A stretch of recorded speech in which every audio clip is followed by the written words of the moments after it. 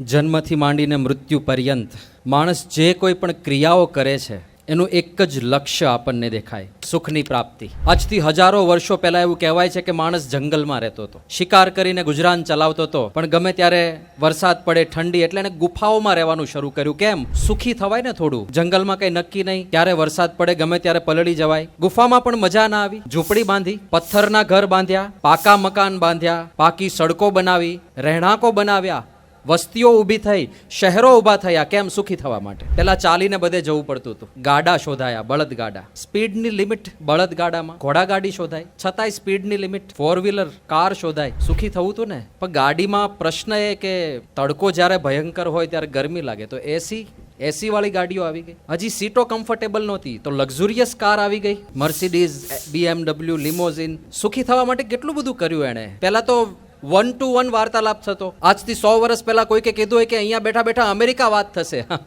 ગાંડા જેવી વાત ના, કોઈ માને જ નહીં. ટપાલ લખતા તો ટપાલ પહોંચે 10 દિવસે, 15 દિવસે, ક્યારે પહોંચે ના પહોંચે.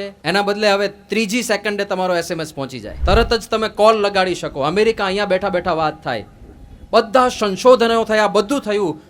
વધારે સુખ કેમ મળે એના માટે. પણ પ્રશ્ન મોટો એ સર્જાયો, સુખ માટે માણસ 12 ફાંફા મારતો રહ્યો. સુખનું સરનામું તો કંઈક અંદર પડ્યું છે. સમૃદ્ધિ, પૈસા, વાહવા, માનપાન, આ બધી વસ્તુઓ સુખના કારણ લાગે છે, પણ એ સંપૂર્ણપણે ભ્રમ છે.